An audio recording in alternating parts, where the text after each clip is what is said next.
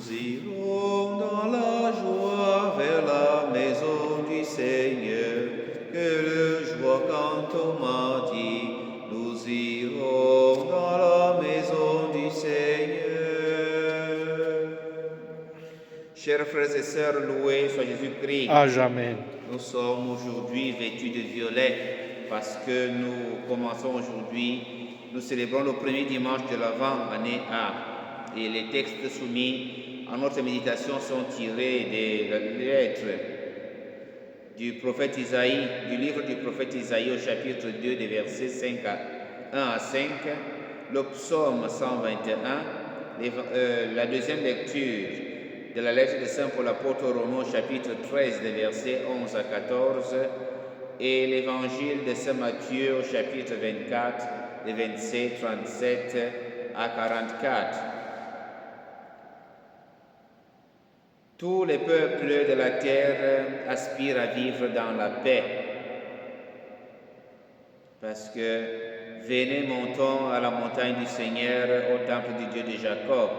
Il nous enseignera ses chemins et nous suivrons ses sentiers, car c'est de Sion que vient la loi, de Jérusalem, la parole du Seigneur.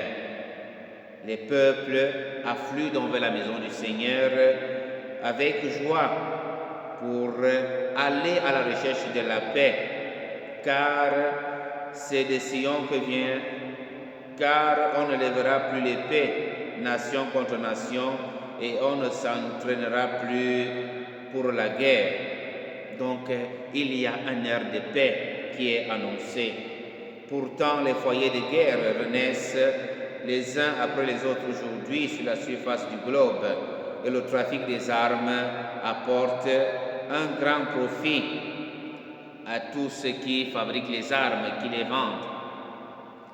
Quand nous attendons la paix, voici l'épouvante, voici à Bamenda des enlèvements des prêtres, voici des chrétiens tués au Nigeria, voici des problèmes entre la Russie et l'Ukraine, voici des problèmes entre Israël et Palestine, voici le Congo qui est menacé de toutes parts.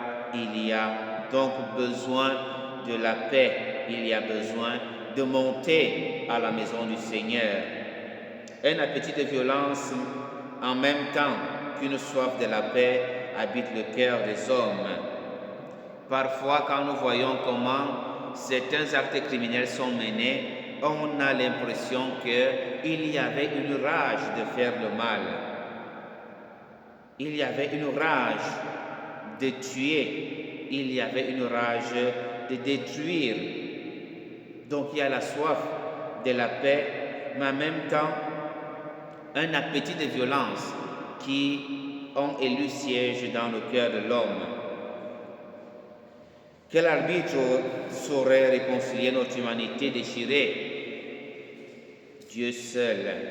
C'est là bien plus qu'une promesse, puisqu'en Jésus-Christ, Dieu a déjà donné sa lumière aux nations de la terre et enseigné sa parole d'amour qui peut réconcilier les hommes entre eux et eux-mêmes, avec eux-mêmes.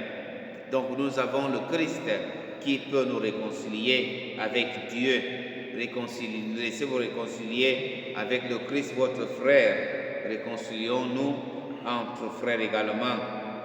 Alors, comment faire pour contribuer pour la paix dans le monde, la paix dans ton pays, la paix dans ta famille, la paix dans ta propre vie? Il faut mettre le Christ au milieu, comme on dit régulièrement au Cameroun, il y a Dieu dedans. Dans l'Évangile, l'annonce de la bonne nouvelle du règne de Dieu qui vient est déjà à l'œuvre avec Jésus et paraît n'avoir rien changé dans le monde. Depuis qu'on annonce, Jésus a annoncé lui-même, les prophètes avant lui, après lui, et l'Église continue à faire ce travail, mais il semble toujours que ça ne porte pas beaucoup de fruits. Ça ne porte pas beaucoup de fruits. Les hommes restent comme sourds. Hommes et femmes continuent de manger, de boire comme à l'époque de Noé, d'épouser, de travailler, de s'activer aux soins du ménage. Oh mon Père, je suis tellement occupé, j'ai des enfants, j'ai la maison, et à mon mari. Pourtant, le sens de la vie et de l'avenir du monde sont fondamentalement remis en cause. Mais tant d'hommes ne se doutent de rien. Il faut que l'homme agisse.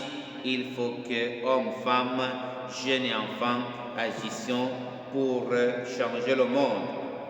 Le témoignage de ta foi, de ton espérance en la venue du Christ et de son royaume sont-ils assez forts pour secouer la torpeur générale? Est-ce que la conviction de foi que tu as en toi est assez solide pour penser pouvoir transformer le désir ardent de vengeance, de guerre, à un désir ardent de paix, de sérénité, de réconciliation? Nous-mêmes, ne sommes-nous pas envahis par la torpeur générale d'une société de consommation? On est préoccupé à faire. Il faut faire, il faut faire, il faut faire. Demandons la grâce au Seigneur de nous aider à rechercher son royaume et par notre foi convertir le monde, changer le monde. Loué soit Jésus-Christ. Amen.